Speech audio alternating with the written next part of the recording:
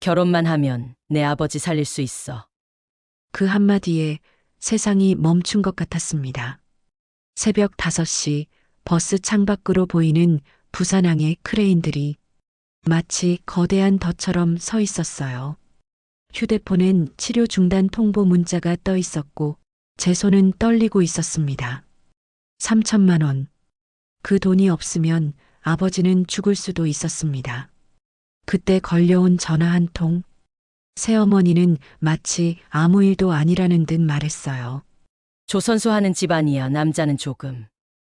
그 말 속엔 무언가 불길한 냄새가 섞여 있었습니다. 창밖에서 항만 사이렌이 울렸어요. 그날 새벽 저는 몰랐습니다. 그 전화 한 통이 내 인생을 완전히 바꿔버릴 줄은요.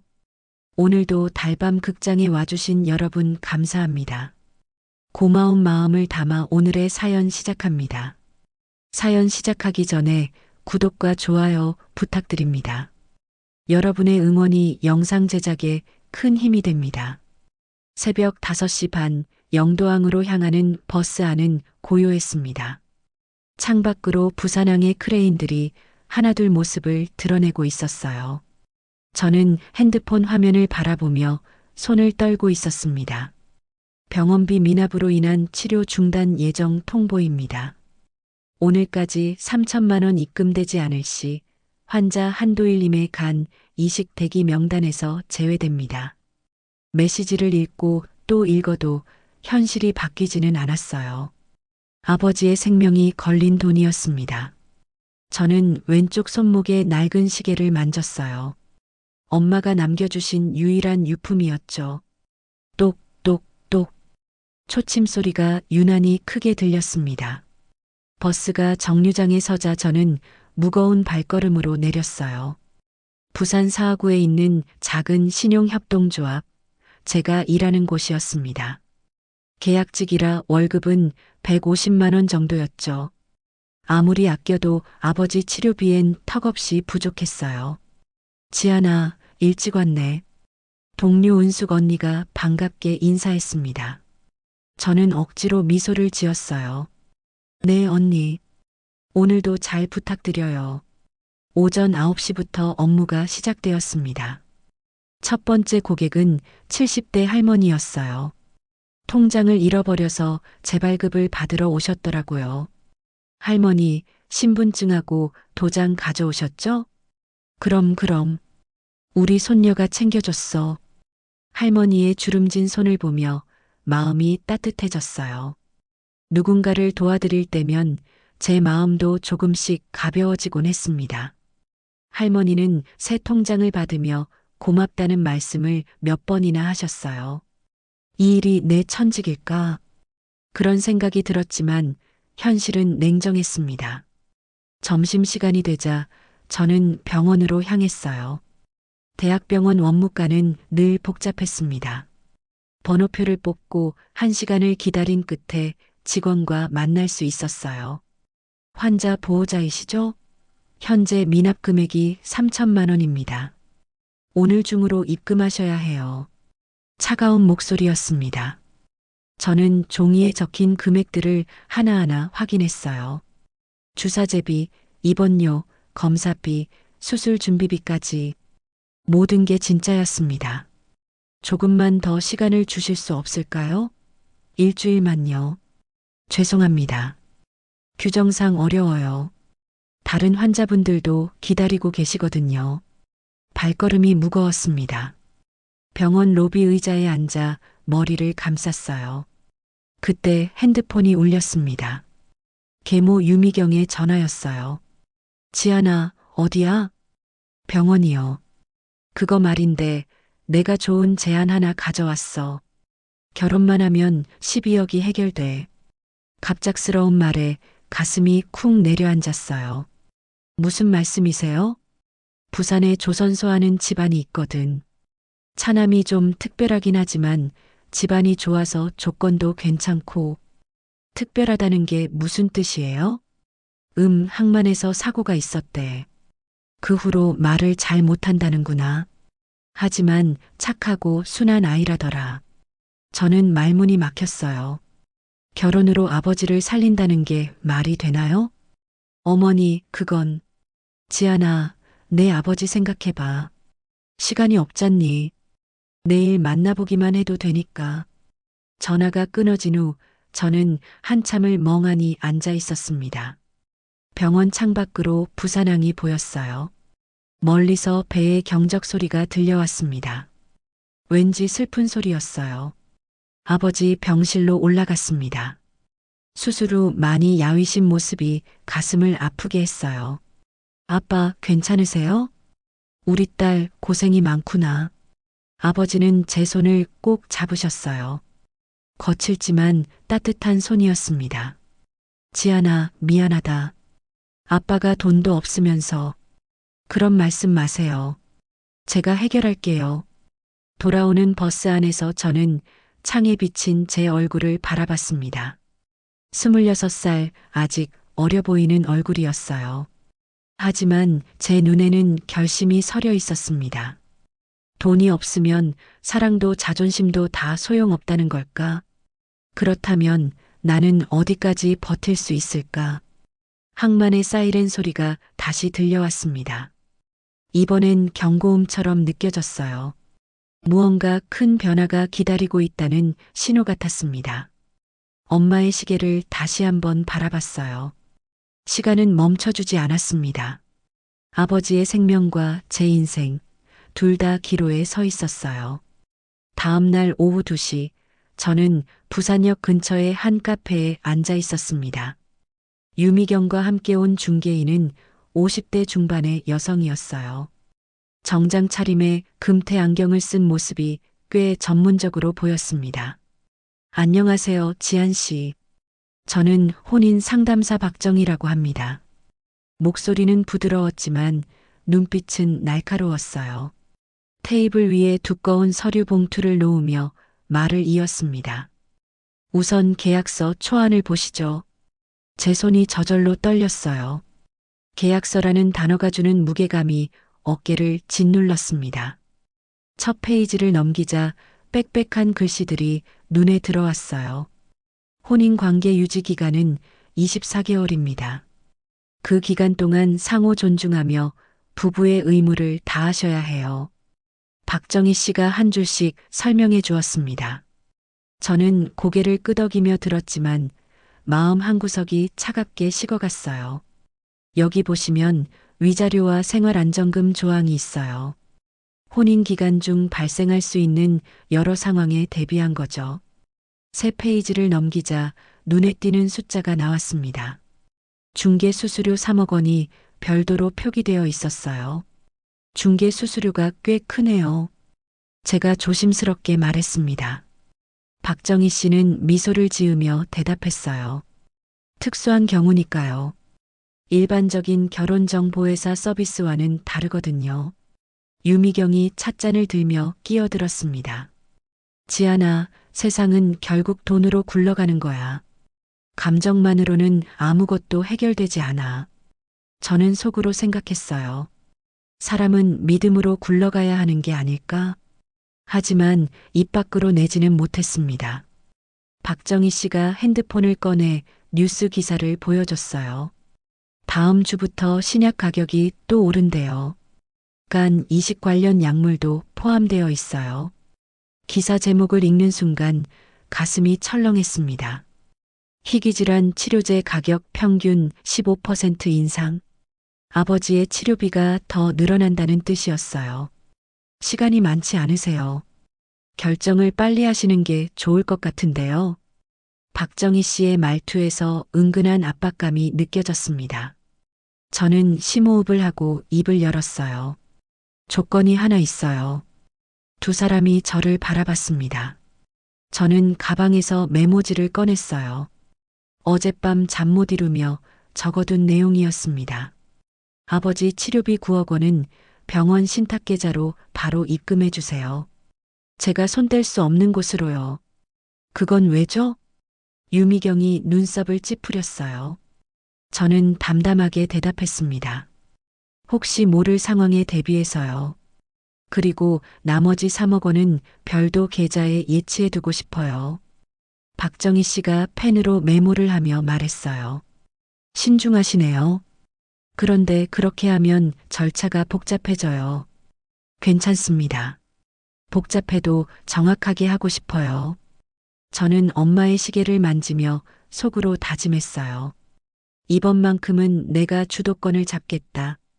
유미경이 한숨을 쉬며 말했습니다. 지안아, 너무 까다롭게 굴지 마. 이런 기회가 흔한 줄 알아?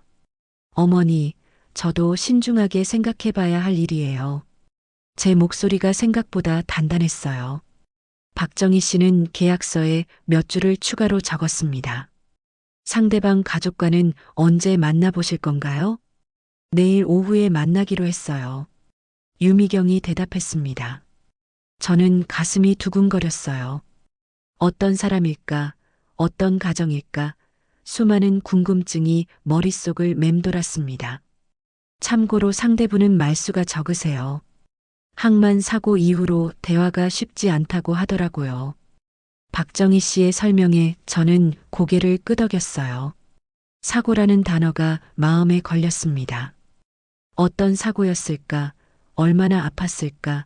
그런 생각들이 떠올랐어요. 마지막으로 한 가지만 더 여쭤볼게요. 이 결혼에서 가장 중요하게 생각하시는 게 뭔가요? 박정희 씨의 질문에 저는 잠시 멈췄습니다. 돈이라고 말해야 할까요? 아니면 다른 답이 있을까요? 서로를 존중하는 것이요. 제 대답에 두 사람이 조금 놀란 듯 했어요. 박정희 씨가 미소를 지으며 말했습니다. 좋은 마음가짐이네요. 카페를 나서며 저는 메모지에 한 줄을 더 적었어요. 진심은 말이 아니라 행동으로 보여주는 것이다.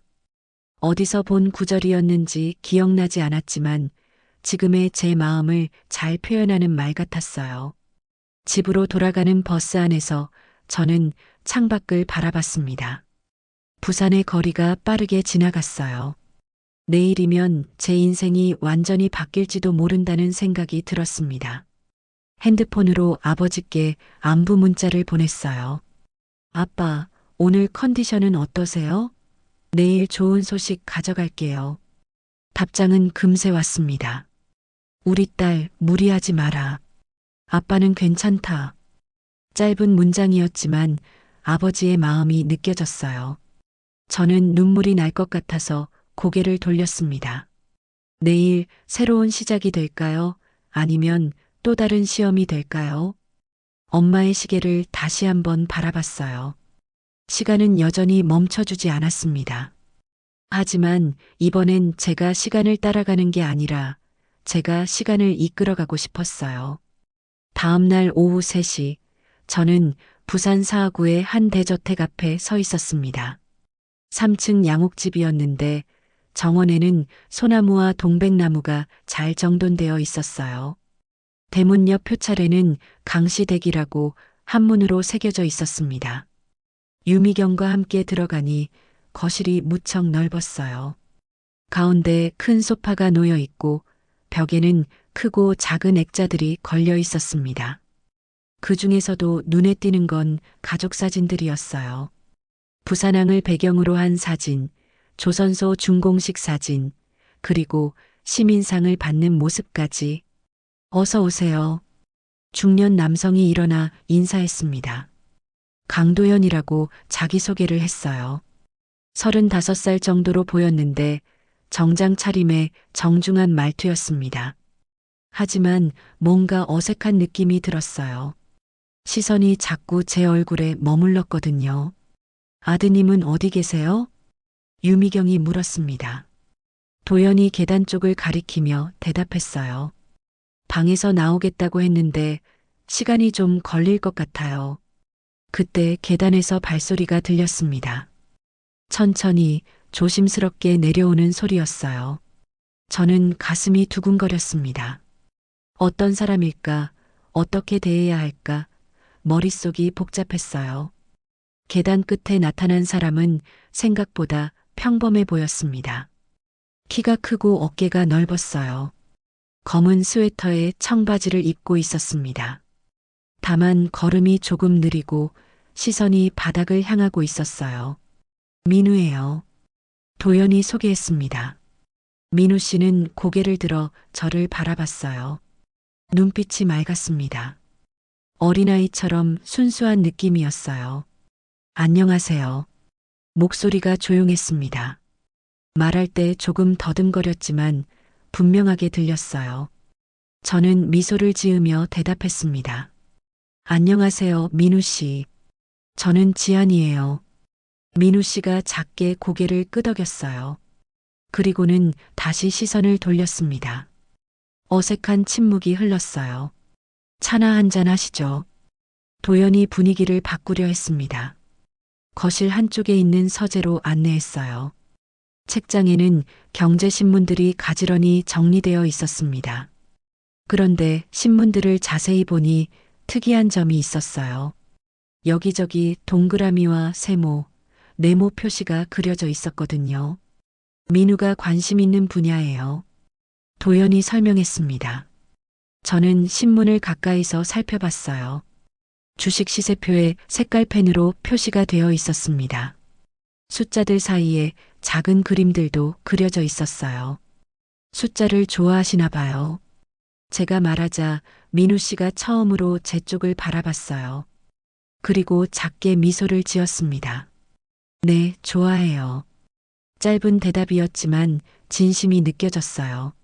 저는 마음이 조금 편해졌습니다. 1시간 정도 대화를 나눈 후 본격적인 계약 얘기가 시작되었습니다. 도연이 서류를 꺼내며 말했어요.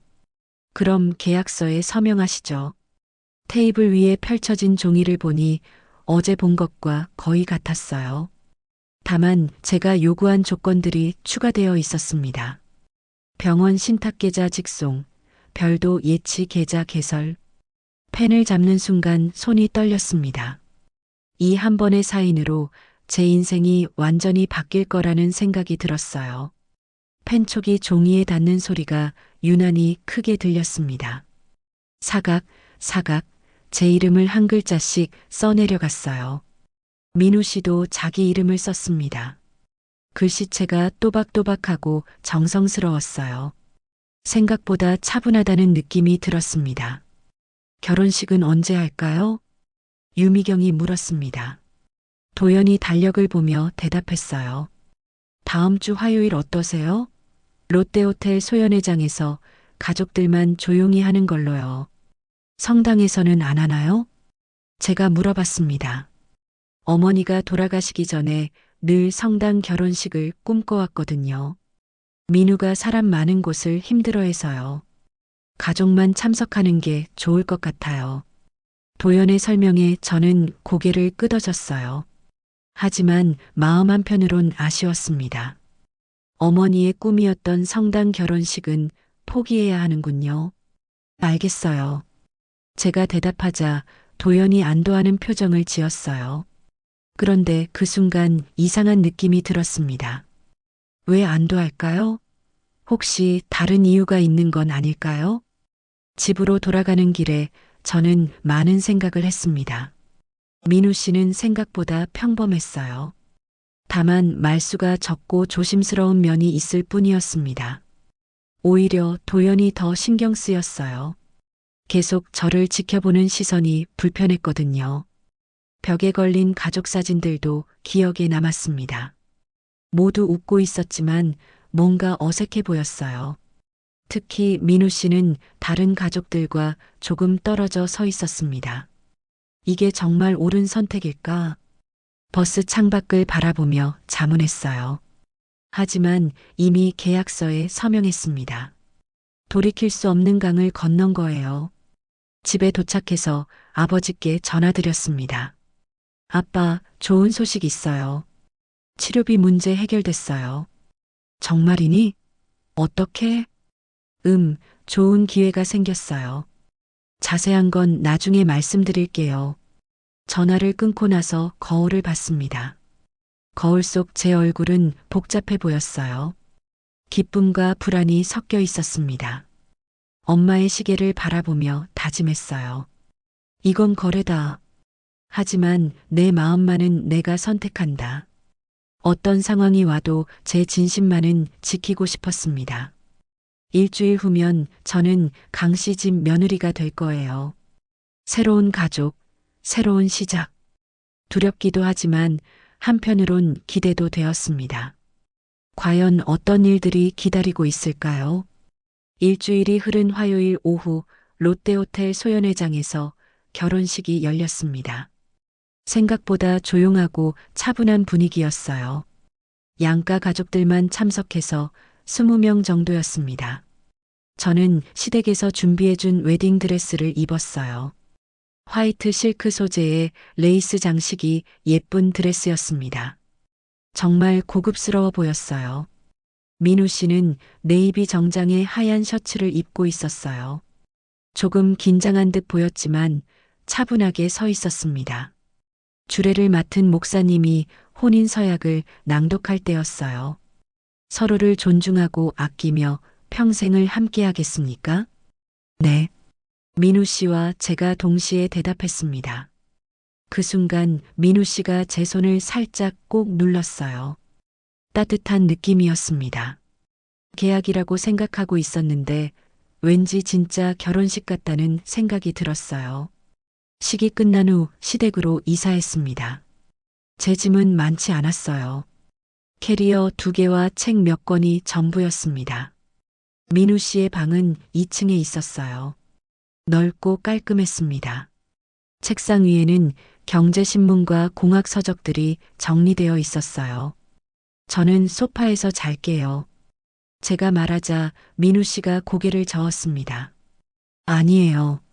저는 바닥이 편해요. 조심스럽게 말하는 모습에서 배려심이 느껴졌어요. 저는 마음이 따뜻해졌습니다. 저녁을 먹고 나서 방으로 돌아왔을 때였어요.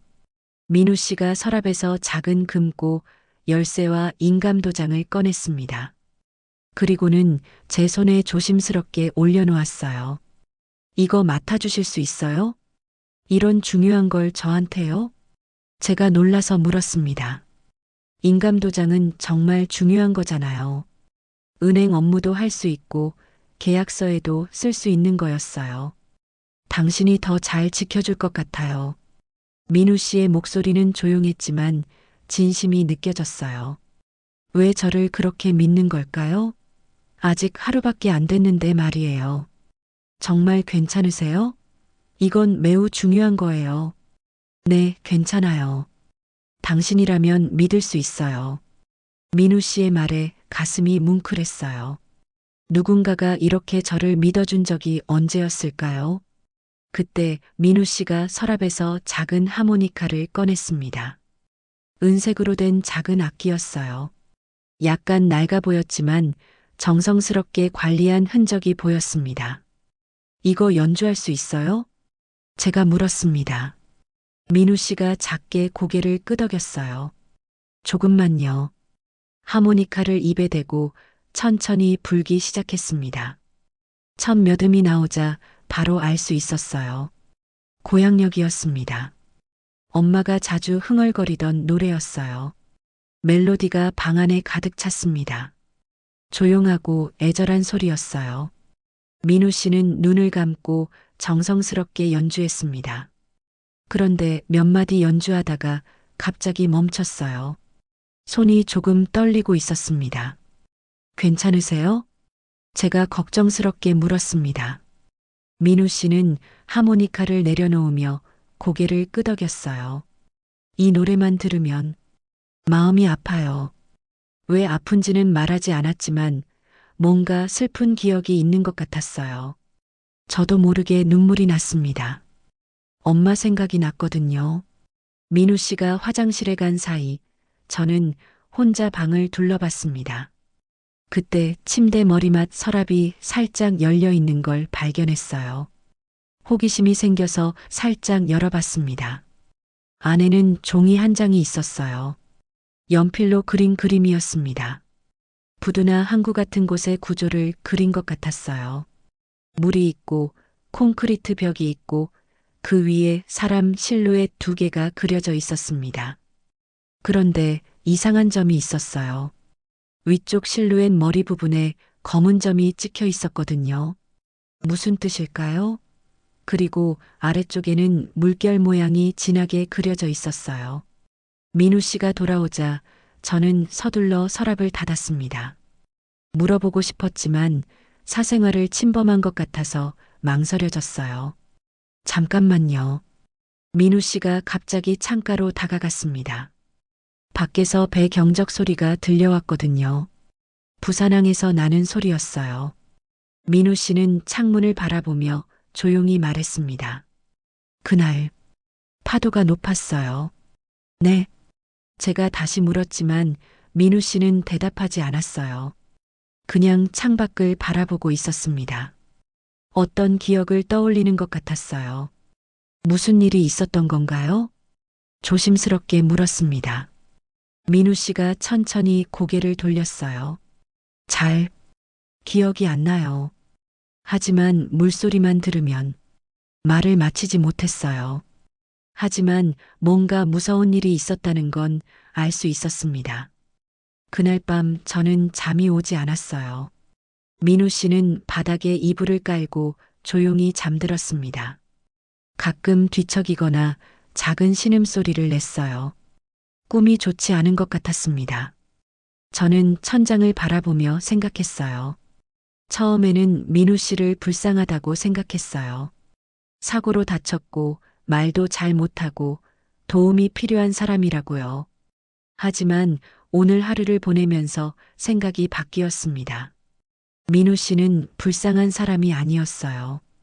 저를 신뢰하고 자신만의 아픔을 가지고 있는 그냥 한 사람이었습니다. 하모니카 연주를 들으면서도 느꼈어요. 기술적으로는 서툴렀지만 마음이 담겨 있었어요.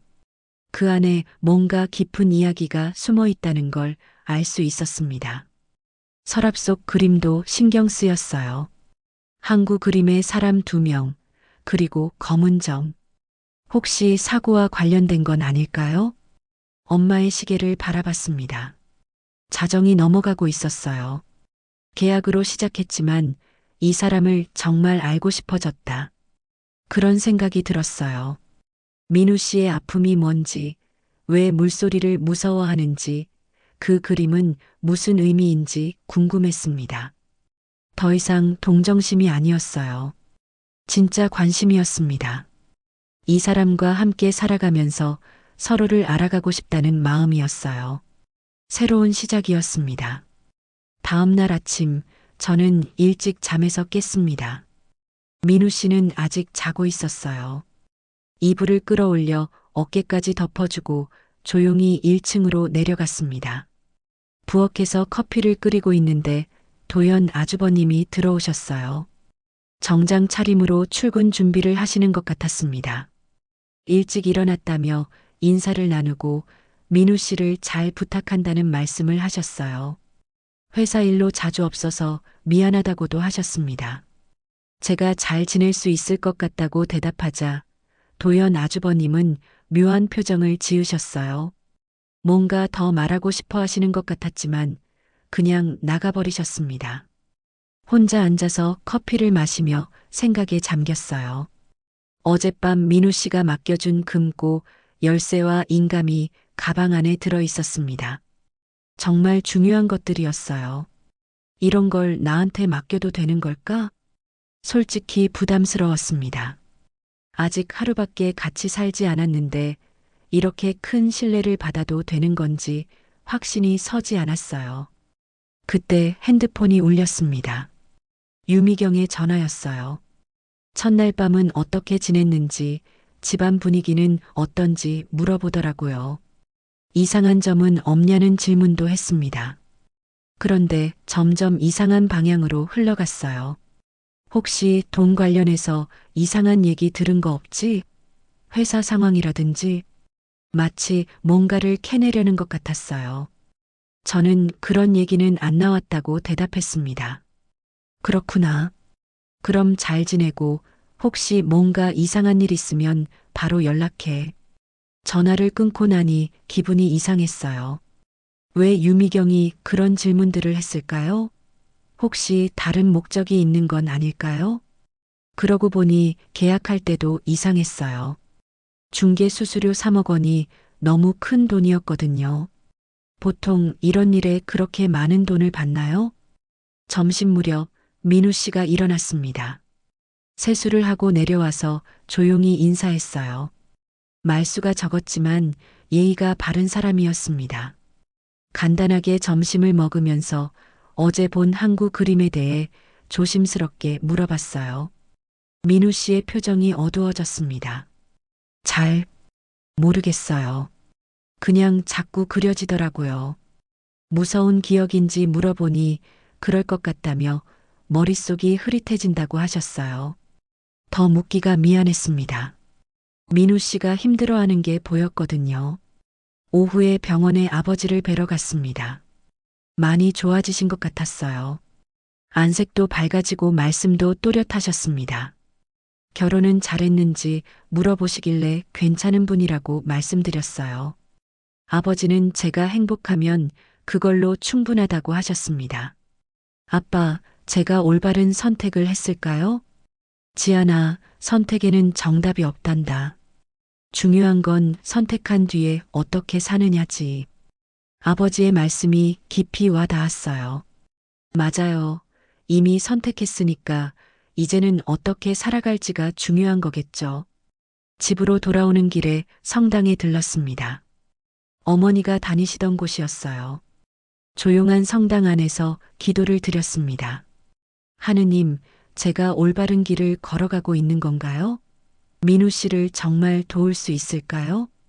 기도를 하면서 마음이 조금씩 정리되었어요. 처음에는 아버지 치료비 때문에 시작한 일이었습니다. 하지만 이제는 달랐어요. 민우 씨라는 사람에게 관심이 생겼고 그의 아픔을 이해하고 싶어졌습니다. 신부님이 다가오셨어요. 제가 혼인의 의미와 사랑 없이 시작된 결혼에 대해 고민을 털어놓자 신부님은 잠시 생각하시더니 말씀하셨어요. 사랑에는 여러 종류가 있습니다. 처음부터 뜨거운 사랑도 있지만 서로를 이해하고 존중하면서 천천히 자라나는 사랑도 있어요. 계약으로 시작되었어도 괜찮은지 물어보니 신부님은 계약 뒤에 있는 마음을 보라고 하셨습니다. 정말 돈만을 위한 것인지 아니면 다른 이유도 있었는지 돌아보라고요. 신부님의 말씀에 깊이 생각해 봤어요. 처음에는 아버지 치료비가 급했던 게 맞습니다. 하지만 민우 씨를 만나고 나서는 달라졌어요. 이 사람을 도와주고 싶다는 마음이 생겼거든요. 집에 돌아와서 민우 씨를 봤을 때 확신이 들었습니다. 민우 씨를 사람으로 대하겠다. 내 방식대로. 불쌍하게 여기는 게 아니라 한 명의 온전한 사람으로 존중하고 싶었어요. 그의 과거가 궁금하긴 하지만 억지로 캐내려고 하지는 않겠다고 다짐했습니다. 저녁을 먹으면서 민우 씨에게 마음을 털어놓았어요. 제가 도와드리고 싶지만 원하지 않는 일은 억지로 하지 않으셔도 된다고 말했습니다. 민우 씨가 고개를 들어 저를 바라봤어요. 눈에 감사의 마음이 담겨 있었습니다. 짧지만 진심 어린 고마움의 인사를 받았어요. 그날 밤 엄마의 시계를 바라보며 생각했습니다. 어머니라면 뭐라고 하셨을까요? 아마도 이렇게 말씀하셨을 거예요. 지안아, 내 마음이 시키는 대로 해라. 그게 정답이야. 이제 더 이상 고민하지 않기로 했어요. 민우 씨와 함께 살아가면서 서로를 알아가겠다고 결심했습니다. 계약으로 시작했지만 진심으로 이어가겠다고요. 내일부터는 새로운 시작이에요. 일주일이 지나면서 저는 시댁 생활에 조금씩 익숙해졌습니다. 3층 저택은 생각보다 관리할 곳이 많았어요. 정원도 넓고 방도 여러 개였습니다. 다행히 가정부 은주 아주머니가 많은 도움을 주셨어요. 지안 씨, 이 집은 원래 규칙이 좀 까다로워요. 하지만 천천히 배우시면 돼요. 은주 아주머니는 50대 후반으로 이 집에서 10년 넘게 일하셨다고 했어요. 친절하면서도 일 처리가 정확한 분이었습니다. 저에게 집안 곳곳을 안내해주며 생활 요령을 알려주셨어요. 민우 도련님은 조용한 분이라 크게 신경 쓸 일은 없어요. 다만 갑작스러운 소리를 싫어하시니까 문 닫을 때 조심하시고요. 세심한 조언들이 큰 도움이 되었습니다. 특히 민우 씨가 물소리나 큰 소음에 민감하다는 정보는 중요했어요. 부산 사하구와 영도 지역의 생활 리듬도 새로웠습니다. 새벽마다 항만에서 들려오는 경적 소리로 잠에서 깼어요. 처음에는 시끄럽다고 생각했는데 점차 익숙해졌습니다. 오히려 이 소리가 이 지역만의 특색 같다는 생각이 들었어요. 민우 씨와의 일상도 서서히 자리를 잡아갔습니다. 아침에는 함께 간단한 산책을 했어요. 집 근처 공원을 한 바퀴 도는 정도였지만 민우 씨가 좋아하는 시간이었습니다. 말은 많이 하지 않았지만 편안해하는 모습이 보였어요. 그런데 며칠 전부터 이상한 점을 발견했습니다. 민우 씨가 신문을 읽는 모습이 특이했거든요. 어느 날 거실에서 경제신문을 보고 있는데 신문을 거꾸로 들고 있더라고요. 제가 다가가자 재빨리 돌려서 제대로 잡았습니다. 민우 씨, 괜찮으세요? 네, 괜찮아요. 짧은 대답이었지만 뭔가 당황한 기색이 역력했어요. 혹시 글을 읽는데 어려움이 있는 건 아닐까 하는 생각이 들었습니다. 하지만 억지로 묻지는 않았어요. 며칠 후 또 다른 일이 있었습니다. 민우 씨가 서재에서 뭔가를 열심히 적고 있었어요. 가까이 가서 보니 숫자들과 도표 같은 것들이었습니다. 생각보다 정교하고 체계적이었어요. 뭐 하고 계세요? 그냥 정리하는 거예요. 자세히 보니 부산항의 도크시설 관련 자료들이었습니다. 배수 일정표나 수위 변화 같은 내용들이 적혀 있었어요. 어디서 구한 자료인지는 모르겠지만 상당히 전문적인 내용들이었습니다. 이런 걸 어디서 구하셨어요? 인터넷에서 찾을 수 있어요. 공개 자료들이거든요. 민우 씨의 설명을 듣고 놀랐습니다. 항만청이나 해양수산부에서 공개하는 자료들을 수집한 거였어요. 일반인이 쉽게 찾기 어려운 것들인데 어떻게 알고 찾았을까요? 항만 CCTV 보관 기간도 3년이래요. 갑자기 던진 말이었습니다. 왜 그런 정보에 관심이 있는지 궁금했지만 더 묻지는 않았어요. 민우 씨만의 방식으로 뭔가를 정리하고 있는 것 같았거든요. 도연 아주버님은 요즘 서울 출장이 잦았습니다. 일주일에 사나흘은 집에 없었어요. 회사 업무 때문이라고 하셨지만 구체적으로 어떤 일인지는 알려주지 않으셨습니다. 요즘 서울 일이 많으시나 봐요. 은주 아주머니에게 물어봤더니 의외의 대답이 돌아왔어요. 예전엔 이렇게 자주 안 가셨는데 최근에 갑자기 늘어났어요. 민우 도련님 결혼 준비하시면서부터인 것 같아요. 이상했습니다. 왜 민우 씨 결혼과 서울 출장이 관련이 있을까요?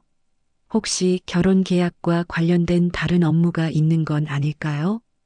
어느 날 저녁 민우 씨와 함께 하모니카 연주를 들었습니다. 이번에는 고향역 말고 다른 곡이었어요. 잔잔한 멜로디였는데 제목은 모르겠지만 아름다운 곡이었습니다. 민우 씨, 음악을 정말 좋아하시는군요. 네, 마음이 편해져요. 그때 문득 궁금한 게 생겼습니다. 민우 씨가 그린 그 스케치와 하모니카, 그리고 항만 자료들. 이 모든 게 어떤 연관이 있는 건 아닐까요? 혹시 그 그림과 이 자료들이 관련이 있나요? 민우 씨가 잠시 연주를 멈췄습니다. 하모니카를 내려놓고 저를 바라봤어요. 잘 모르겠어요. 하지만 뭔가 중요한 것 같아요. 애매한 대답이었지만 민우 씨 나름대로는 진실에 가까워지려고 노력하고 있다는 느낌이 들었어요. 그날 밤 잠자리에 들기 전 저는 오늘 하루를 정리해 봤습니다. 겉으로 보기에는 평범한 일상이었지만 작은 단서들이 계속 쌓이고 있었어요. 민우 씨의 거꾸로 든 신문, 전문적인 항만 자료 수집, 도연 아주버님의 갑작스러운 서울 출장 증가.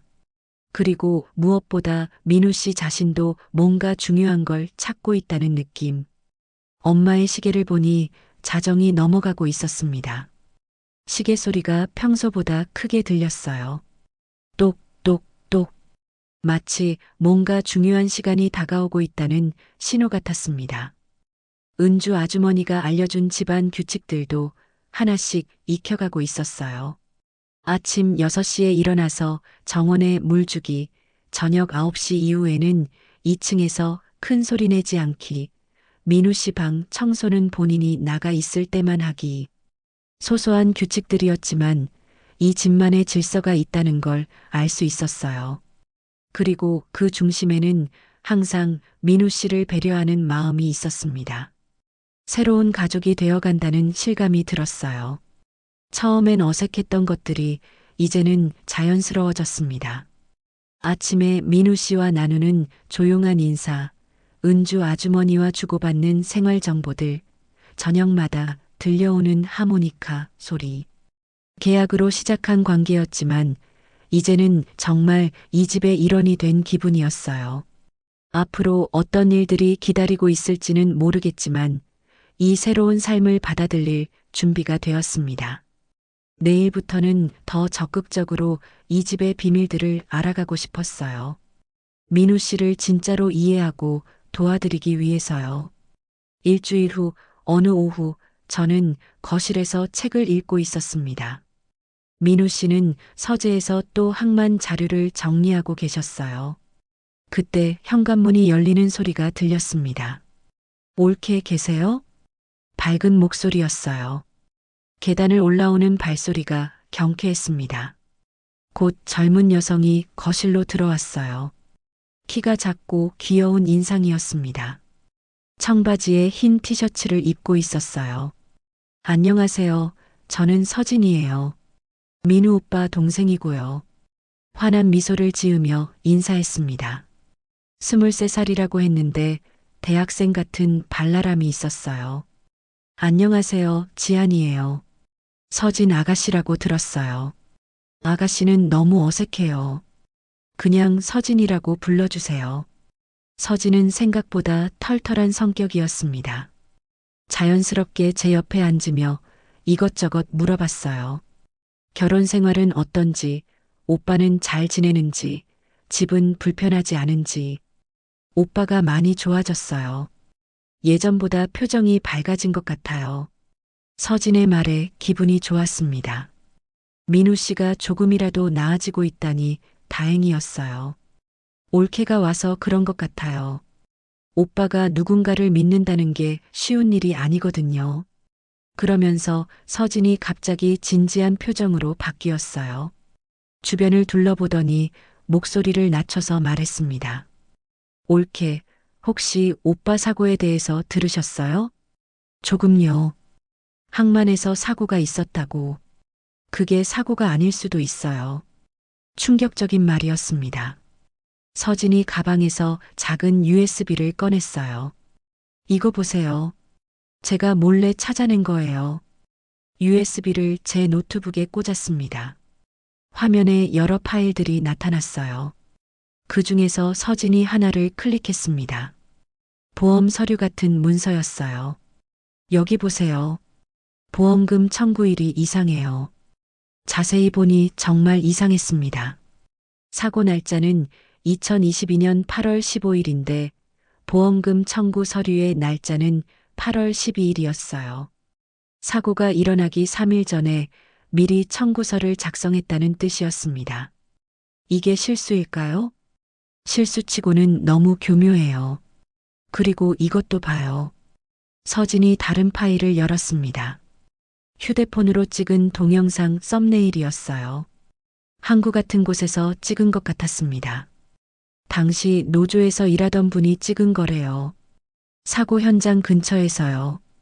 동영상을 재생해 보니 흐릿하긴 했지만 사람들의 실루엣이 보였어요. 그런데 영상 화질이 너무 안 좋아서 자세히 알아보기는 어려웠습니다. 이분은 지금 어디 계세요?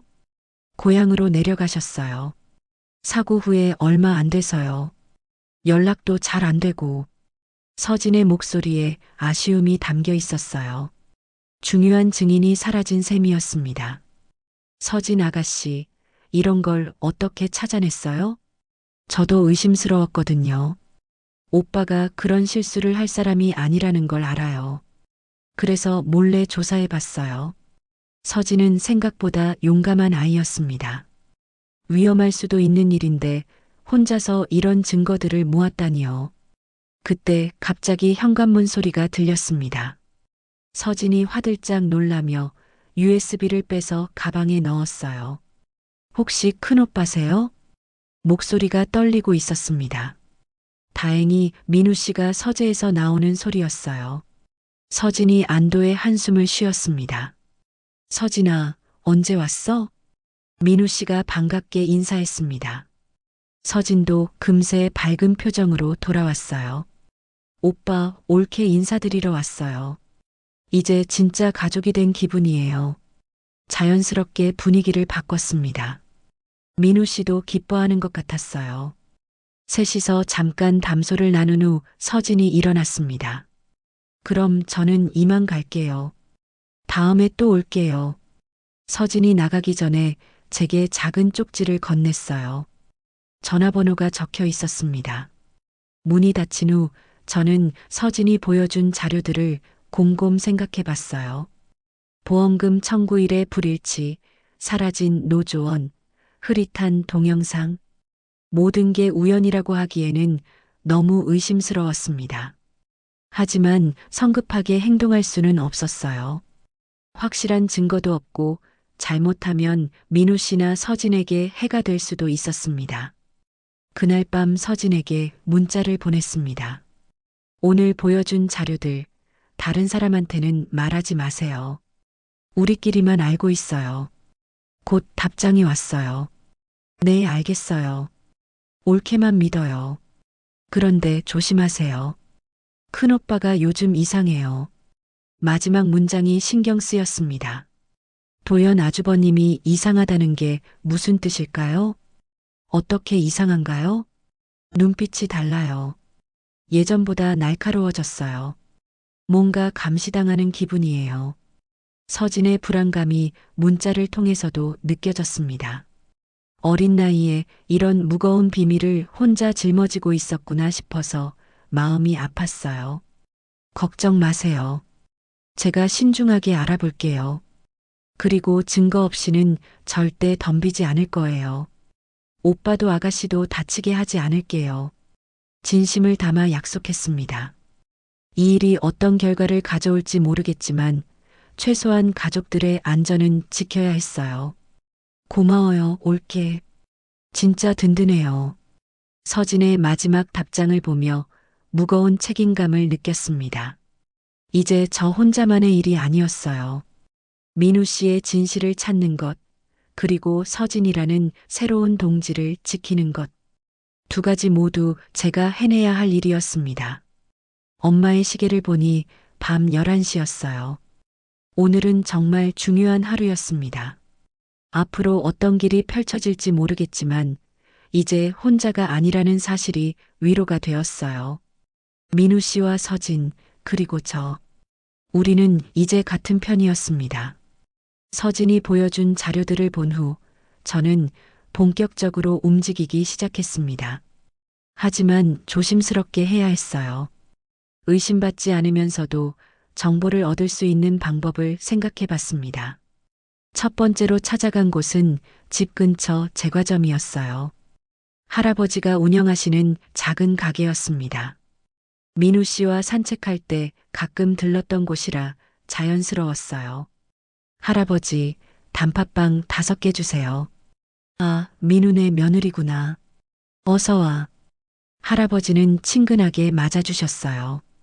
이 동네에서 오래 사셨다고 하더라고요. 할아버지, 혹시 민우 씨 어렸을 때는 어땠어요? 민우? 그 애는 머리가 비상했지. 특히 산수 같은 거 말이야. 의외의 말씀이었습니다. 할아버지 말씀으로는 민우 씨가 어릴 때부터 숫자에 특별한 재능이 있었다고 하셨어요. 그런데 사고 이후로 바보가 됐다는 소문이. 그건 헛소문이야. 내가 보기엔 말이 좀 어눌해진 것뿐이지 머리는 그대로더라고. 할아버지의 증언은 중요했습니다. 민우 씨가 정말 지능에 문제가 있는 게 아니라는 반증이었어요. 다음 날에는 항만 쪽으로 갔습니다. 사고가 일어난 곳 근처에 창고지기 아저씨가 있다는 걸 알았거든요. 산책하는 척하며 자연스럽게 접근했어요. 아줌마, 이 근처가 위험하니까 조심하세요. 친절하게 말씀해 주시는 분이었습니다. 대화를 나누다 보니 2, 3년 전 사고에 대해서도 기억하고 계셨어요. 그때 참 안타까웠지. 그 젊은 사람이 물에 빠져서 말이야. 자세한 상황을 물어보니 당시 현장을 직접 보지는 못했지만 이상한 점이 있었다고 하셨어요. 보통 그 시간대엔 사람이 별로 없거든. 그런데 그날은 차가 몇 대 있더라고. 흥미로운 정보였습니다. 사고 당시 현장에 다른 사람들이 있었을 가능성이 높았어요. 사흘 후에는 노조 사무실을 찾아갔습니다. 직접 가기는 어려워서 제과점 할아버지께 부탁드렸어요. 노조 반장님과 아는 사이라고 하셨거든요. 할아버지를 통해 만난 노조 반장님은 60대 초반의 건장한 분이었어요. 처음에는 경계하시더니 제가 민우 씨 아내라는 걸 알고 나서는 태도가 달라지셨습니다. 민우가 그런 실수를 할 리 없어. 그 애는 안전수칙을 누구보다 잘 지키는 애였거든. 노조 반장님도 민우 씨의 성격을 잘 알고 계셨어요. 특히 안전에 관해서는 매우 신중한 사람이었다고 강조하셨습니다. 혹시 당시 현장을 촬영한 분이 계셨나요? 있긴 했는데 그 사람 고향으로 내려갔어. 연락처도 바뀌고 서진이 말했던 그 노조원 분이 맞는 것 같았어요. 아쉽게도 직접 만날 수는 없었지만 당시 상황에 대한 귀중한 증언을 들을 수 있었습니다. 일주일 후에는 보험회사를 방문했습니다. 민우 씨 명의로 보험금 관련 서류를 확인하고 싶다고 했어요. 인감과 위임장이 있으니까 가능했습니다. 담당 직원은 젊은 여성이었어요. 처음에는 형식적으로 대응하더니 서류들을 살펴보면서 표정이 미묘하게 바뀌었습니다. 이 건에 대해서는 당시 조사가 좀 이상했어요. 조심스럽게 말을 꺼내시더라고요. 자세히 물어보니 보험금 청구 과정에서 몇 가지 의문점이 있었다고 하셨습니다. 제출된 사진들의 촬영 정보가 달라요. 같은 날 찍었다고 하는데 메타데이터를 보면 날짜가 다르거든요.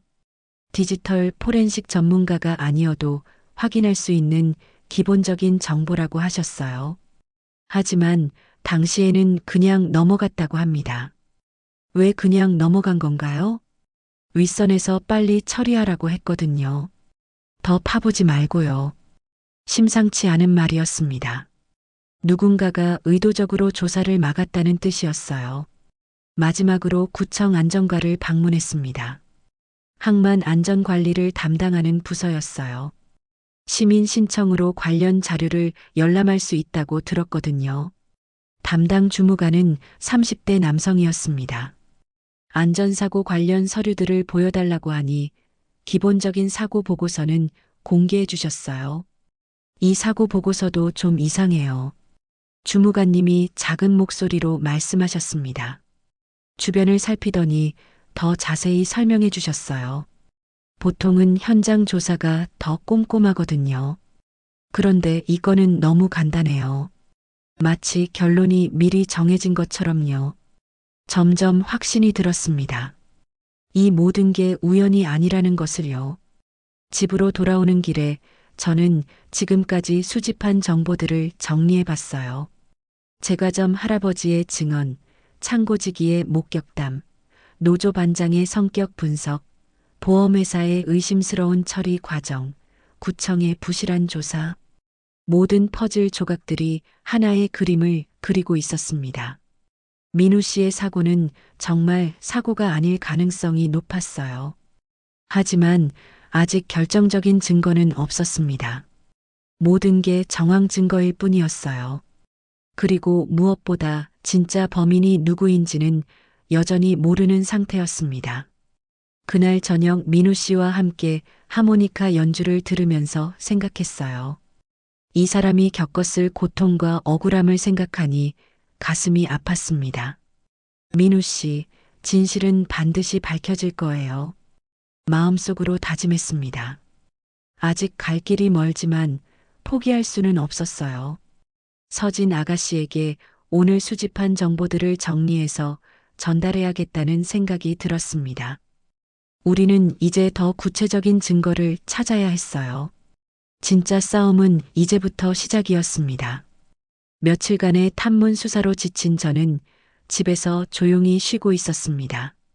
민우 씨도 서재에서 또 항만 자료들을 정리하고 계셨어요.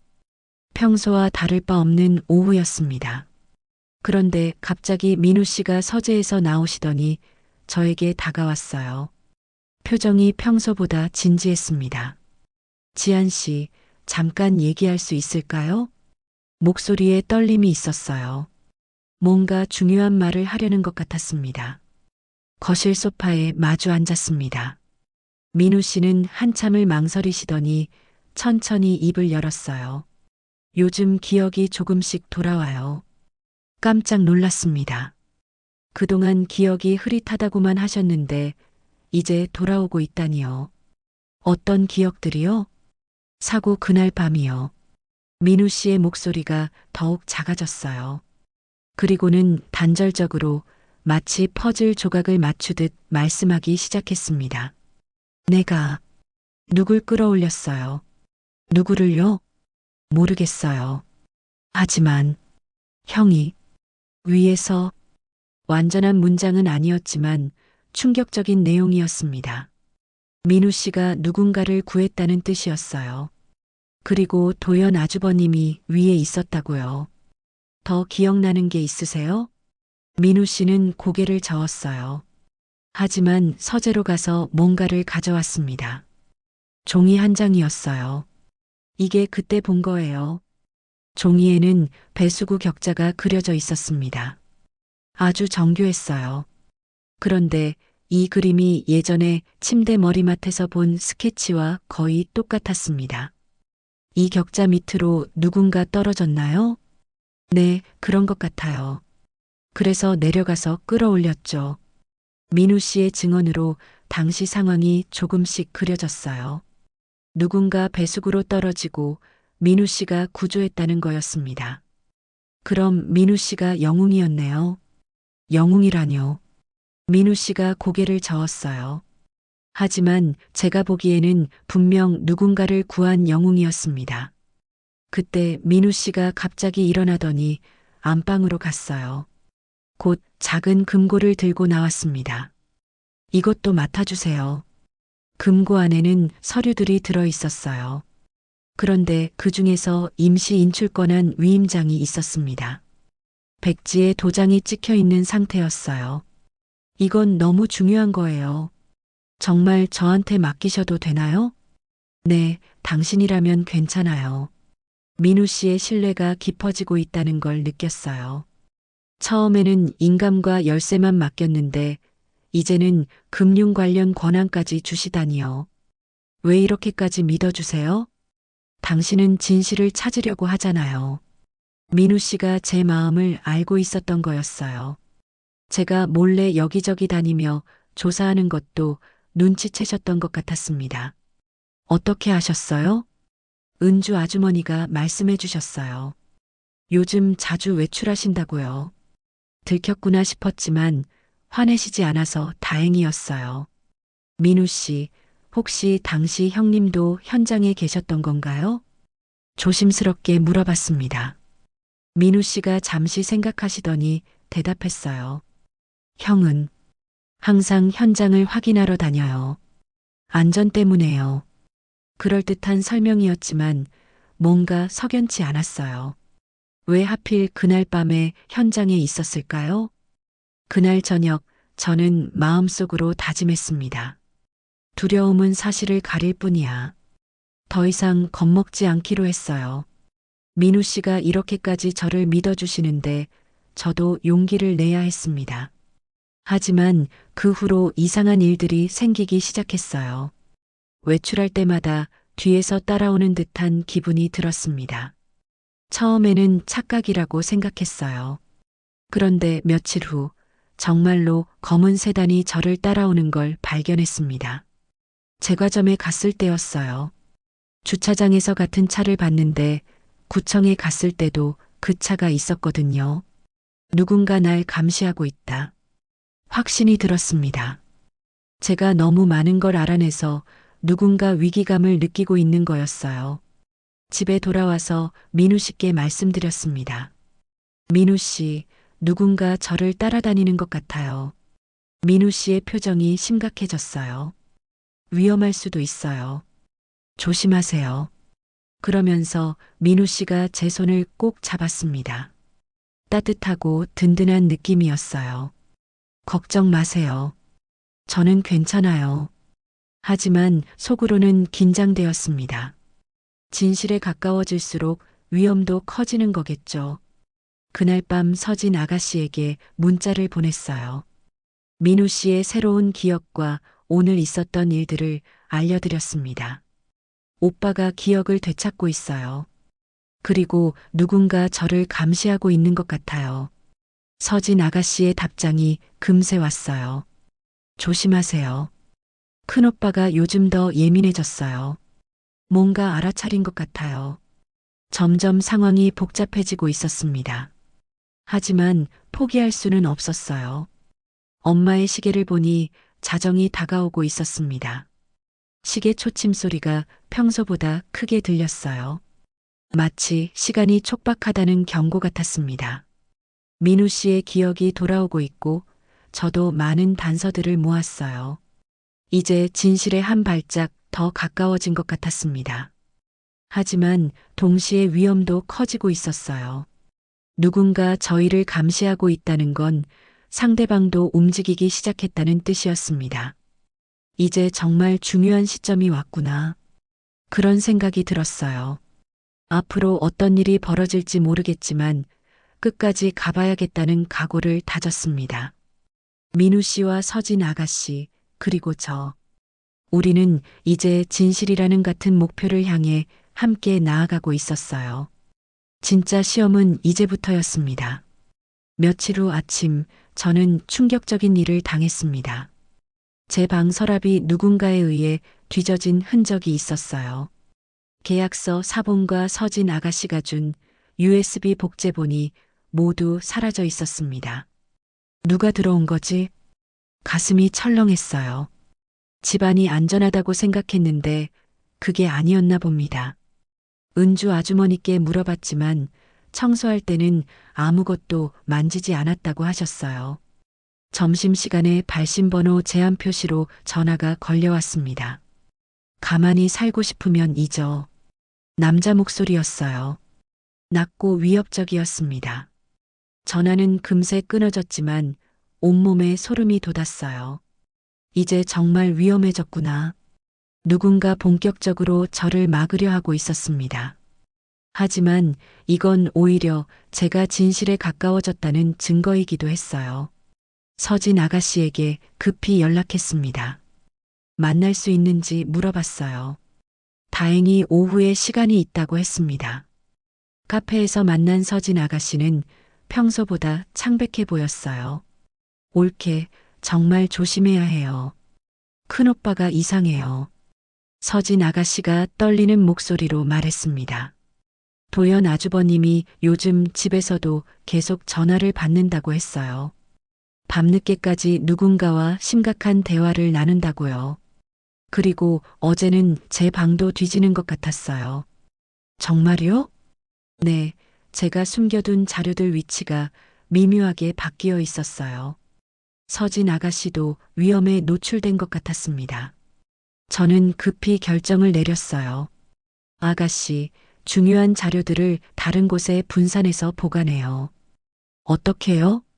믿을 만한 사람들에게 각각 맡기는 거예요. 제가 생각해낸 계획은 이랬습니다.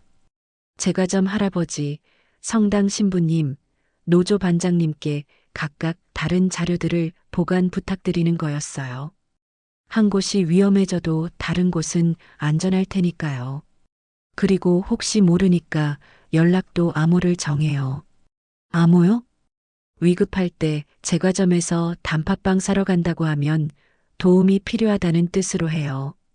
서진 아가씨가 고개를 끄덕였어요. 겁에 질린 표정이었지만 용기를 내려고 애쓰는 게 보였습니다. 그날 저녁 집으로 돌아오니 더 충격적인 일이 기다리고 있었어요. 유미경이 갑자기 찾아온 거였습니다. 지안아, 잘 지내고 있니? 겉으로는 평범한 안부 인사였지만 눈빛이 달랐어요. 뭔가를 확인하려는 듯한 시선이었습니다. 네, 잘 지내고 있어요. 그런데 요즘 자주 외출한다며? 어디 다니는 거야? 날카로운 질문이었어요. 누군가 제 행동을 보고했다는 뜻이었습니다. 그냥 동네 산책하고 장 보러 다녀요. 그래. 혹시 이상한 사람들이랑 만나는 건 아니지? 점점 추궁하는 투가 되었어요.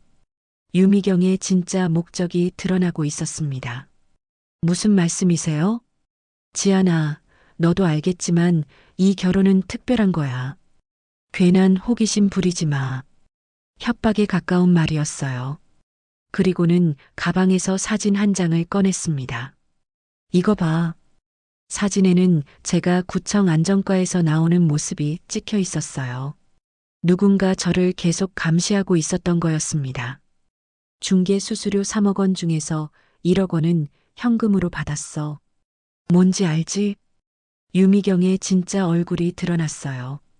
돈을 받고 저를 감시하라는 지시를 받았던 거였습니다. 어머니, 그게 무슨 뜻이에요? 입 다물고 조용히 살아. 그게 너와 내 아버지를 위한 길이야. 노골적인 위협이었습니다. 아버지까지 언급하면서 압박하고 있었어요. 유미경이 나간 후 저는 한참을 멍하니 앉아 있었습니다. 믿었던 사람이 배신자였다니 충격이 컸어요. 그때 핸드폰이 울렸습니다. 병원에서 온 전화였어요. 보호자분이세요? 환자분 상태가 갑자기 악화됐습니다. 빨리 오세요. 아버지에게 무슨 일이 생긴 거였어요. 급히 병원으로 달려갔습니다. 병실에 도착하니 아버지가 의식을 잃고 계셨어요. 의사 선생님 설명으로는 갑작스러운 합병증이라고 했습니다. 내일까지 지켜봐야 할 것 같습니다. 위험한 상황이에요. 의사 선생님의 말에 다리에 힘이 빠졌어요. 이런 때 하필 아버지가 위험해지다니요. 병실에서 밤을 새우며 생각했어요. 이 모든 일이 우연일까요? 아니면 누군가 의도적으로 저를 압박하려는 걸까요? 새벽 무렵 서진 아가씨에게 문자를 보냈습니다. 아버지가 위험해요. 하지만 끝까지 가겠어요. 곧 답장이 왔어요. 옳게, 저도 함께 할게요. 포기하지 마세요. 서진 아가씨의 응원에 힘이 났어요. 아직 포기할 수 없었습니다. 하지만 동시에 각오도 새로했어요. 앞으로 더 큰 시련이 기다리고 있을 거라는 걸 알았거든요. 이번엔 팔리지 않고 내가 선택한다. 마음속으로 다짐했습니다. 처음 계약할 때는 어쩔 수 없이 끌려갔지만 이제는 달랐어요. 제 의지로 싸우겠다고 결심했습니다. 아버지의 손을 꼭 잡으며 기도했어요. 이 모든 시험을 이겨낼 수 있게 해달라고요. 아직 갈 길이 멀었지만 더 이상 혼자가 아니었어요. 민우 씨와 서진 아가씨가 함께하고 있었고 진실을 지지해주는 사람들도 있었습니다. 진짜 마지막 싸움을 위해 모든 걸 준비를 해야 했어요. 아버지가 위험하다는 소식에 병원에서 밤을 새운 지 사흘째 되는 날 아침이었습니다. 간신히 고비를 넘기신 줄 알았는데 의사 선생님이 심각한 표정으로 저를 상담실로 부르셨어요. 의사 선생님의 설명은 충격적이었습니다. 아버지의 간 기능이 급격히 악화되어 긴급하게 간 이식 수술이 필요하다는 것이었어요. 늦으면 생명이 위험하다고 했습니다. 더 절망적인 건 수술비였어요. 총 2억 5천만 원이 필요하고 간 이식은 보험 적용에 한계가 있어서 상당 부분을 본인이 부담해야 한다고 했습니다. 게다가 결정할 시간은 단 하루뿐이었어요. 병실로 돌아와 의식을 잃고 계신 아버지를 바라봤습니다. 평생 트럭을 몰며 저를 키워주신 거친 손이 이제는 너무 야위어 보였어요. 그때 병실 문이 조용히 열리며 전혀 예상하지 못한 사람이 들어왔습니다. 바로 아주버님이었어요. 아주버님은 여유 있는 표정으로 아버지를 바라보더니 수술비 걱정을 하고 있을 거라며 자신이 도움을 주겠다고 제안했습니다. 수술비 전액을 제가 부담하겠습니다. 믿을 수 없는 제안이었어요. 하지만 그동안의 경험으로 공짜는 없다는 걸 알았습니다. 과연 조건이 있었어요. 지금까지 하던 일을 완전히 그만두세요. 민우항만 사고 진상을 파헤치는 일, 우리 가문 일에 대해서도 더 이상 캐지 마세요. 제가 무엇을 하고 있는지 다 알고 있었던 거였어요. 아주버님은 서진 아가씨와도 더 이상 연락하지 말라고 덧붙였습니다. 생각해 보세요. 아버님 생명이 먼저예요. 아니면 소용없는 진실 찾기가 먼저예요? 아주버님의 목소리가 차갑게 변했어요. 아버지 생명을 볼모로 한 노골적인 협박이었습니다. 시간은 내일 오전 9시까지였어요. 가장 절망적인 건 다른 선택의 여지가 없다는 것이었습니다. 은행 대출도 막혔고 지인들도 갑자기 어려운 상황이 될 거라고 했어요. 아주버님이 나간 후 병실에 혼자 남겨졌습니다.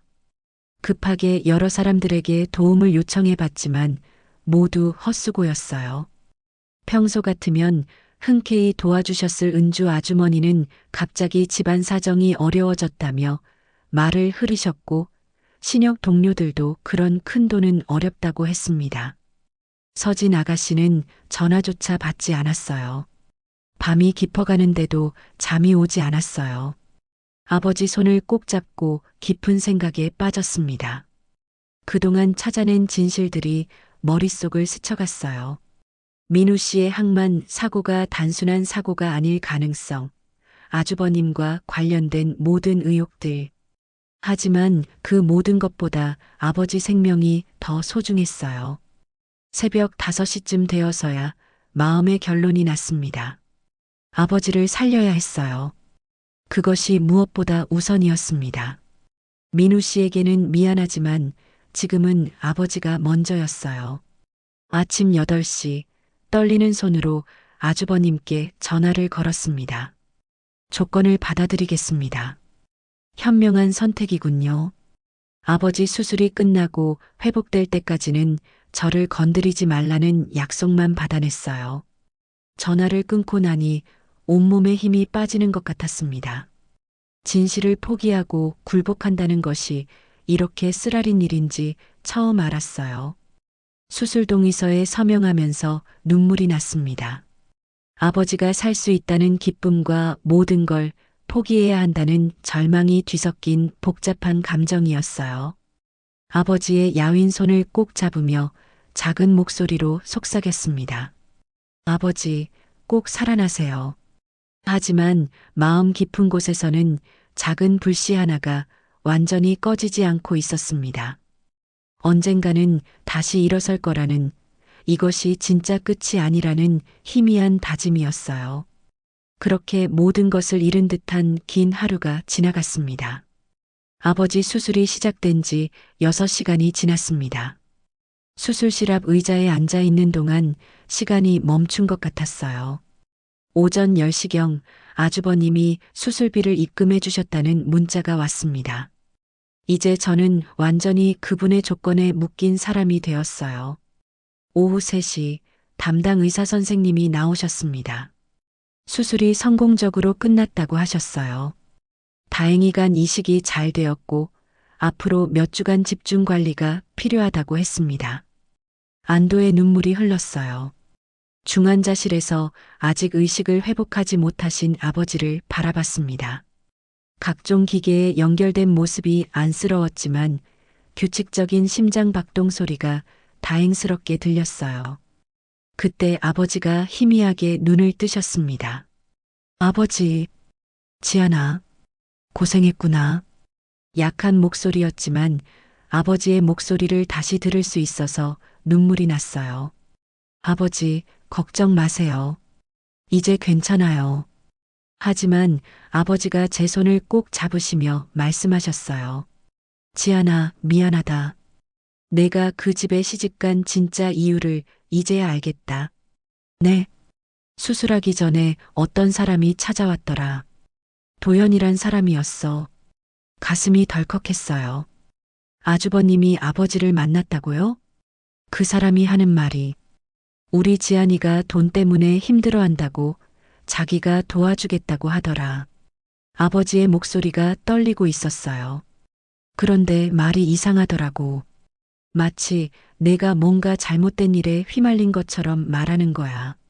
아버지, 지안아, 너 혹시 위험한 일에 휘말린 거 아니니? 아버지의 걱정스러운 눈빛을 보니 더 이상 숨길 수 없었어요. 지금까지의 모든 일을 조심스럽게 말씀드렸습니다. 민우 씨 이야기, 항만 사고의 의혹, 서진 아가씨와 함께 찾은 증거들, 그리고 아주버님의 협박까지. 아버지는 조용히 들으시더니 한참 후에 말씀하셨어요. 우리 지안이가 옳은 일을 하고 있구나. 아버지, 내가 평생 트럭 몰면서 배운 게 하나 있어. 억울한 사람 보면 도와줘야 한다는 거야. 아버지의 손에 힘이 들어갔어요. 지안아, 아버지 때문에 포기하지 마라. 하지만 아버지가 위험해질 수도 있어요. 이미 큰 수술도 받았는데 더 무서울 게 뭐가 있니? 내 딸이 굽혀 사는 걸 보는 게 더 무서워. 그때 병실 문이 열리며 간병인 아주머니가 들어오셨어요. 그런데 평소 보던 분이 아니었습니다. 안녕하세요. 오늘부터 간병을 맡게 된 김순례입니다. 중년 여성이셨는데 어딘지 모르게 친숙한 느낌이었어요. 혹시 민우 씨 아시나요? 갑작스러운 질문에 놀랐습니다. 네. 아시는 분이신가요? 제가 예전에 조선소에서 일했거든요. 민우 씨 사고 때 현장에 있었어요. 심장이 뛰기 시작했어요. 그때 정말 이상한 일이 많았어요. 안전 장비도 제대로 안 갖춰져 있었고 작업 지시도 말이 안 됐거든요. 김순례 아주머니가 주변을 살피며 조용히 말씀하셨어요. 그런데 사고 후에 모든 기록이 사라졌어요. CCTV도 작업 일지도 누가 의도적으로 없앤 것 같았어요. 정말이에요? 그때 현장 책임자가 도연 씨였거든요. 사고 후에 갑자기 승진하더라고요. 결정적인 증언이었어요. 하지만 왜 갑자기 이 아주머니가 나타난 걸까요? 아주머니, 혹시 누가 보내신 건가요? 서진 아가씨가 부탁했어요. 언니가 위험하니까 도와달라고 하더라고요. 서진 아가씨가 연락이 끊어진 줄 알았는데 여전히 저를 도와주고 있었던 거예요. 그리고 이것도 전해달라고 했어요. 김순례 아주머니가 작은 USB를 건네주셨어요. 민우 씨 사고 당일 영상이에요. 서진 아가씨가 어렵게 구했대요. 손이 떨렸어요. 드디어 결정적 증거를 찾은 거였습니다. 아버지가 제 손을 꼭 잡으시며 말씀하셨어요. 지안아, 이제 진짜 싸울 때가 온 것 같구나. 네, 아버지. 마음속에서 무언가가 타오르기 시작했어요. 아주버님의 협박에 굴복했다고 해서 모든 게 끝난 건 아니었습니다. 오히려 이제부터가 진짜 시작이었어요. 민우 씨에게 문자를 보냈습니다. 내일 만날 수 있나요? 중요한 얘기가 있어요. 곧 답장이 왔어요. 물론이죠. 무슨 일이세요? 드디어 진실을 찾았어요. 더 이상 도망치지 않기로 했습니다. 아버지의 응원과 서진 아가씨의 도움, 그리고 김순례 아주머니의 증언까지 이제 모든 퍼즐이 맞춰지기 시작했어요. 아주버님과의 진짜 싸움이 시작되는 거였습니다. 아버지가 안정을 찾으신 다음 날 오전, 저는 집으로 돌아와 김순례 아주머니가 주신 USB를 컴퓨터에 꽂았습니다. 심장이 빠르게 뛰었어요. 드디어 민우 씨 사고의 진실을 볼 수 있을 거라는 기대감과 동시에 두려움도 있었습니다. 영상이 재생되기 시작했어요. 화질은 좋지 않았지만 조선소 현장이 선명하게 보였습니다. 날짜는 민우 씨가 사고를 당한 그날이었어요. 영상 속에서 작업자들이 바쁘게 움직이고 있었는데 뭔가 이상했습니다. 안전 장비를 제대로 착용하지 않은 사람들이 많았고 위험한 작업을 너무 성급하게 진행하고 있었어요. 그때 영상 속에 익숙한 얼굴이 나타났습니다. 아주버님이었어요. 현장을 둘러보며 작업자들에게 지시하고 있었습니다. 음성은 명확하지 않았지만 입모양으로 봐서는 빨리 끝내라고 재촉하는 것 같았어요. 사고가 일어나는 순간도 담겨 있었습니다. 크레인이 갑자기 기울어지면서 민우 씨가 있던 곳으로 떨어지는 모습이 보였어요. 하지만 가장 충격적인 건 그 직후였습니다. 아주버님이 현장에 있던 몇몇 사람들과 급하게 뭔가를 논의하더니 곧바로 어떤 장비들을 치우기 시작했어요. 증거인멸이었습니다. 사고 원인을 감추려는 의도적인 행동이었어요.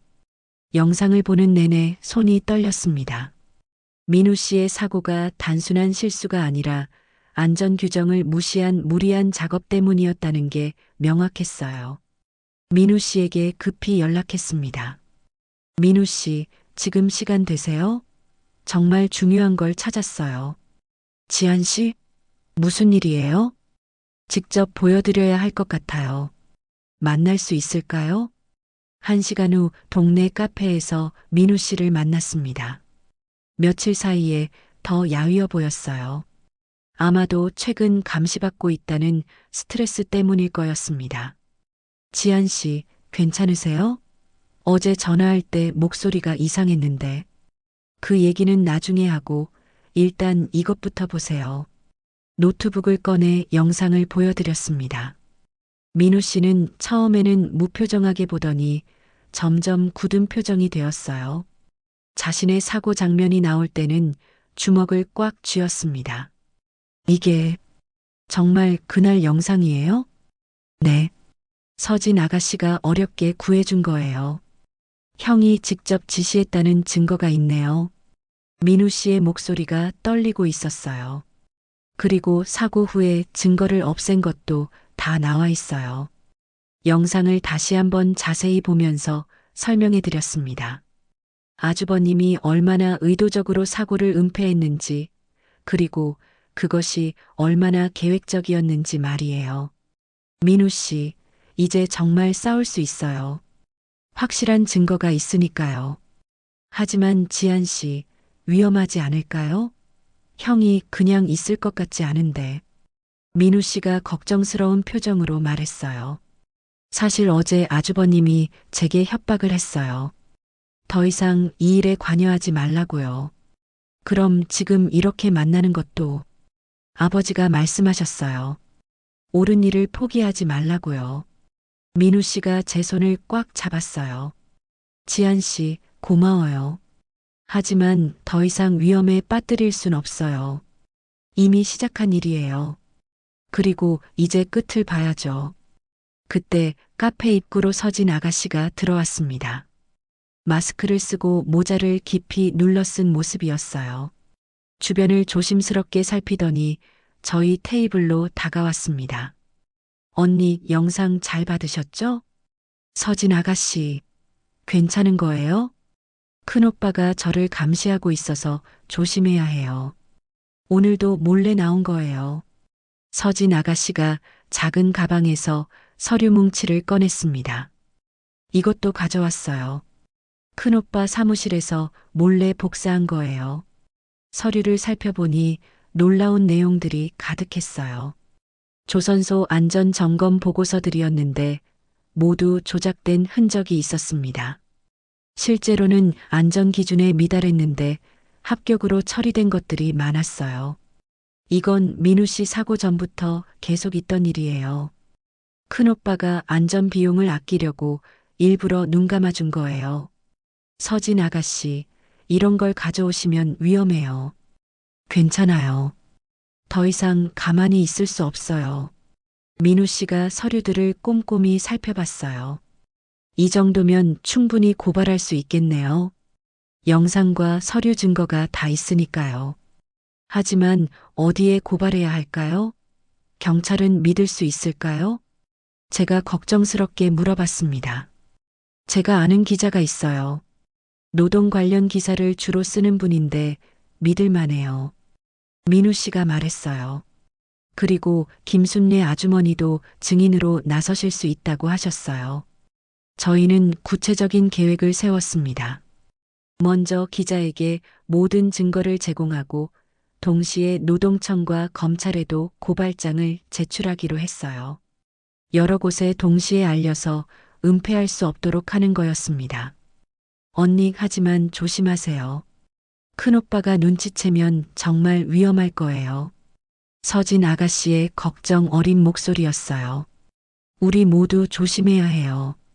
하지만 이제 멈출 수는 없어요. 민우 씨가 단호하게 말했어요.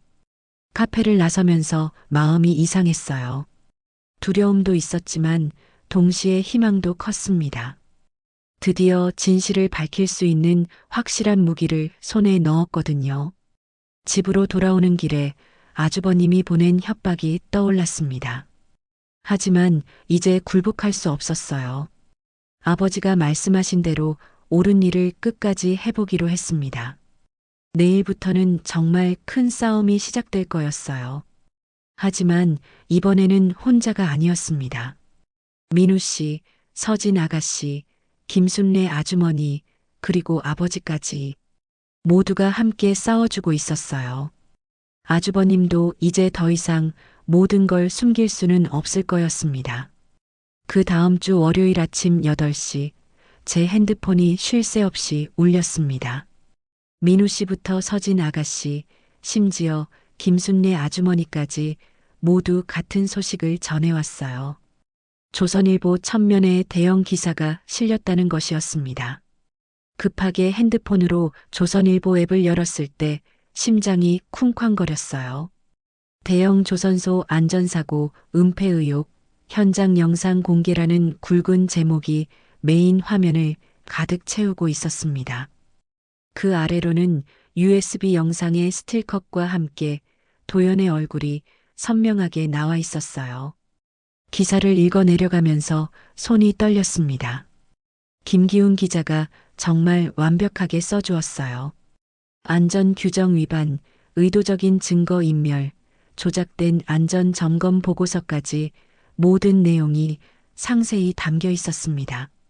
특히 민우 씨의 인터뷰 내용이 가슴을 울렸어요.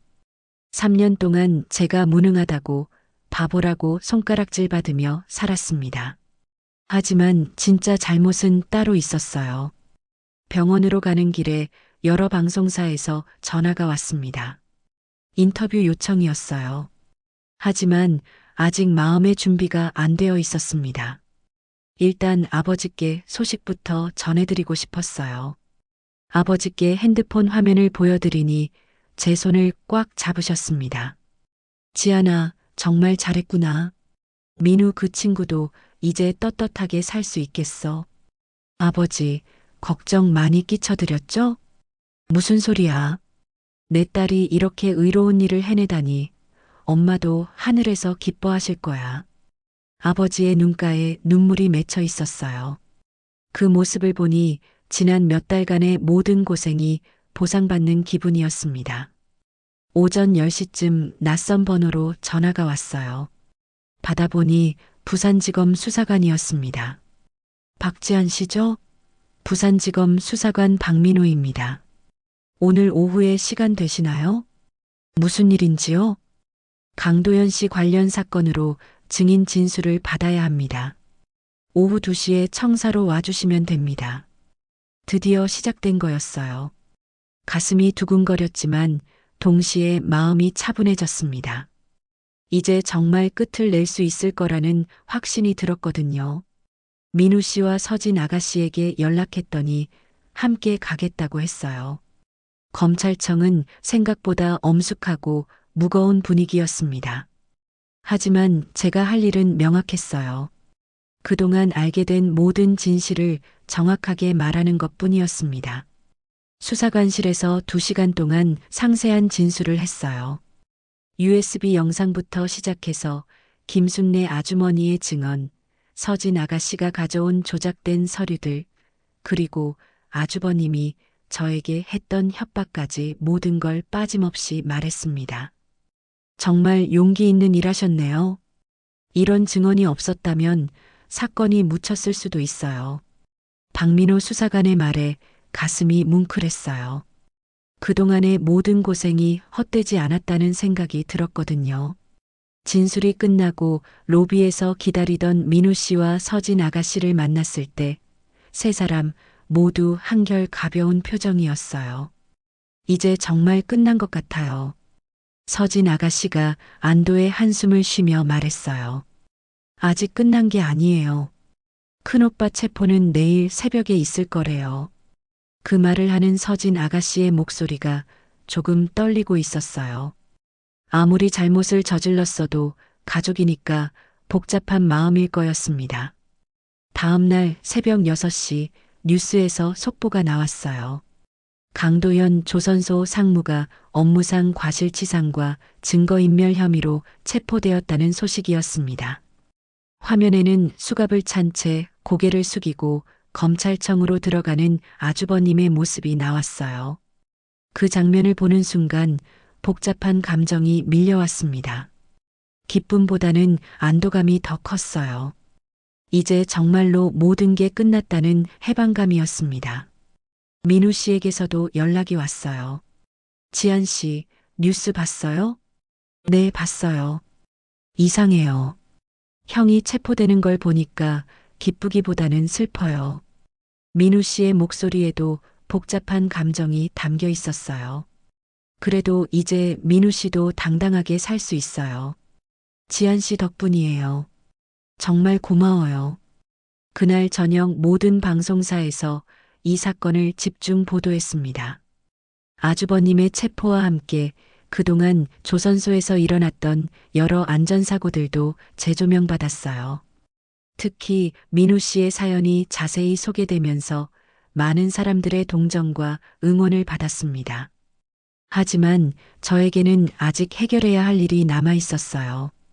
계약 결혼을 어떻게 정리할지, 그리고 앞으로 어떻게 살아갈지에 대한 중요한 결정들이 기다리고 있었습니다.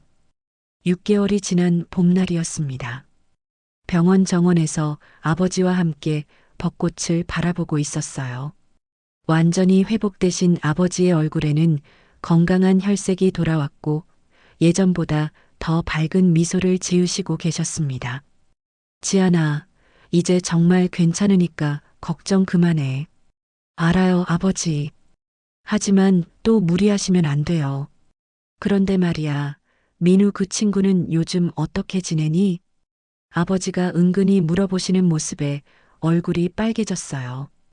요즘 민우 씨와 자주 만나고 있다는 걸 눈치채신 모양이었습니다. 잘 지내고 있어요. 이제 조선소 경영을 맡게 되었고 예전 명예도 다 회복됐고요. 그래, 다행이다. 그런데 너희 둘 사이는 어떻게 될 거니? 순간 당황했어요. 아직 민우 씨와 정확히 어떤 관계인지 정리하지 못한 상태였거든요. 계약 결혼은 지난달에 합의 이혼으로 정리했지만 그 이후 관계에 대해서는 서로 조심스러워하고 있었어요. 아직 잘 모르겠어요. 천천히 생각해 보려고요. 지안아, 아버지가 보기에는 그 친구가 참 괜찮은 것 같은데. 무엇보다 너를 진심으로 생각하는 게 보여. 아버지의 말씀에 가슴이 따뜻해졌어요. 그동안 모든 일을 겪으면서 민우 씨에 대한 마음이 어떤 건지 조금씩 알게 되었거든요. 오후에는 새로 시작한 직장으로 향했습니다. 시민단체에서 운영하는 노동자 상담센터였어요. 그동안 겪었던 일들이 이런 곳에서 일할 수 있는 경험이 되었다고 생각하니 신기했습니다. 상담센터 사무실은 작지만 따뜻한 분위기였어요. 벽에는 여러 노동 관련 포스터들이 붙어 있고 책상마다 상담 자료들이 정리되어 있었습니다. 이곳에서 일한 지 2달째인데 매일 새로운 일들을 배우고 있었어요. 지한 씨, 오늘 오후에 조선소 관련 상담이 들어왔어요. 김소영 센터장님이 말씀해 주셨어요. 민우 씨 사건 이후로 비슷한 일을 당한 사람들이 용기를 내어 상담을 요청하는 경우가 늘어났다고 했습니다. 어떤 내용인가요? 안전사고를 당했는데 회사에서 은폐하려고 한다는 신고예요. 지한 씨 경험이 도움이 될 것 같아서요. 가슴이 뜨거워졌어요. 제가 겪었던 일이 다른 사람들에게 도움이 될 수 있다는 게 뿌듯했습니다. 오후 4시에 상담자가 왔어요. 30대 중반으로 보이는 남성이었는데 손목에 깁스를 하고 있었습니다. 이야기를 들어보니 민우 씨와 비슷한 상황이었어요. 혼자서는 어떻게 해야 할지 모르겠어서 찾아왔어요. 괜찮아요. 천천히 이야기해 보세요. 1시간 동안 상담을 진행하면서 그분에게 필요한 법적 절차와 증거 수집 방법들을 안내해 드렸어요. 상담이 끝날 때 그분이 고개를 숙여 인사하시는 모습을 보니 마음이 뭉클했습니다. 정말 감사합니다. 혼자라고 생각했는데 이렇게 도와주시니까 힘이 나요. 퇴근 후 서진 아가씨와 만나기로 했어요. 요즘 서진 아가씨는 대학교에서 사회복지학을 공부하고 있었습니다. 도연 사건 이후 많은 생각을 하게 되었다고 했어요. 카페에서 만난 서진 아가씨는 예전보다 훨씬 성숙해 보였어요. 무거운 일을 겪으면서 많이 자란 것 같았습니다. 언니, 요즘 일은 어떠세요? 정말 보람 있어요. 힘들지만 의미 있는 일인 것 같아서요. 저도 공부하면서 많이 배우고 있어요. 나중에 언니처럼 어려운 사람들 도와주는 일하고 싶어요. 서진 아가씨의 진지한 표정을 보니 기특했어요. 예전에 철없던 모습은 온데간데 없이 사라져 있었습니다. 큰오빠는 어떻게 지내세요? 조심스럽게 물어봤어요. 도연은 현재 재판을 받고 있는 상황이었습니다. 가끔 면회 가요. 많이 후회하고 있는 것 같아요. 민우 오빠한테 정말 미안하다고 하더라고요. 서진 아가씨의 목소리가 조금 떨렸어요. 아무리 잘못을 했어도 가족이니까 마음이 복잡할 거였습니다. 저녁 7시에 민우 씨와 만나기로 했어요. 한강공원에서 만나서 함께 산책하기로 했습니다. 요즘 저희는 이렇게 자연스럽게 시간을 보내고 있었어요. 한강에는 벚꽃이 만개해 있었어요. 저녁 노을과 어우러진 벚꽃이 정말 아름다웠습니다. 민우 씨와 나란히 걸으면서 마음이 평화로웠어요. 지한 씨, 오늘 상담은 어떠셨어요? 힘든 분이 오셨는데 도움을 드릴 수 있어서 좋았어요. 정말 의미 있는 일 하시는 것 같아요. 저도 부러워요. 민우 씨도 요즘 조선소를 경영하면서 특히 안전관리에 힘쓰고 있다고 했어요.